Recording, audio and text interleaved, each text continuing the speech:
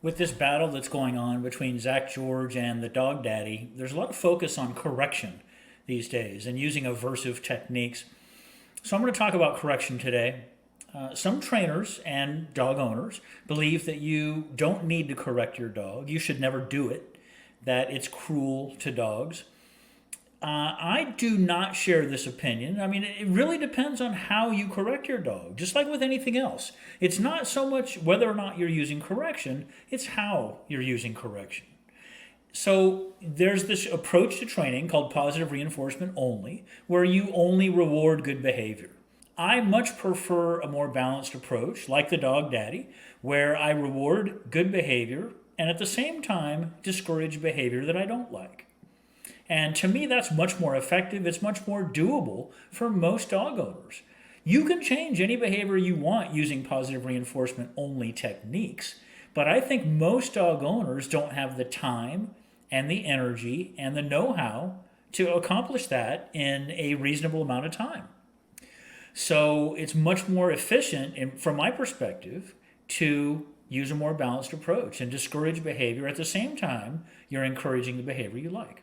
When I talk about correction, I'm talking about discouraging behaviors I don't care for. There's a lot of misconception around this. This doesn't mean punishing your dog.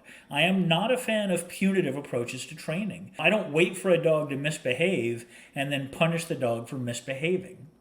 A correction is just some type of deterrent. It could be an audible sound like ah, psst. It could be a slight vibration on the leash or the collar. It should never be hitting a dog or screaming at your dog. Those things are not legitimate corrections. They can easily damage your relationship with your dog.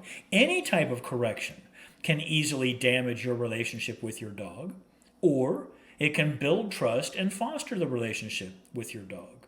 It all depends on how you administer correction.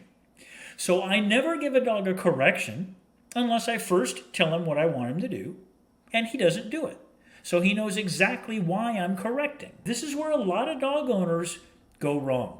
It's very common for dog owners to correct a dog without first giving a command. So maybe you see your dog over there chewing on the sofa, you run over there, no, leave. That's a correction. But you didn't give him the command first. So he has no idea why you're correcting him. As far as he knows, he's not chewing it fast enough or in the right spot.